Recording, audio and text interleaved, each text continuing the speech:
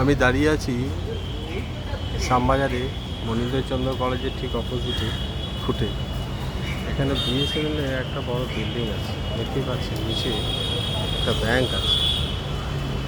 এই যে ঝোলা বারান্দাটা দেখছেন, তার কিন্তু উপর থেকে নিচে জলে কিন্তু সবসময় ভিজে থাকে এবং গাছপালাও হয়ে গেছে।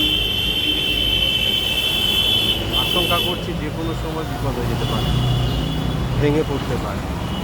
কর্তৃপক্ষ যদি গুরুত্ব না দেয়, এই যে উপরে গাছ হয়ে গেছে,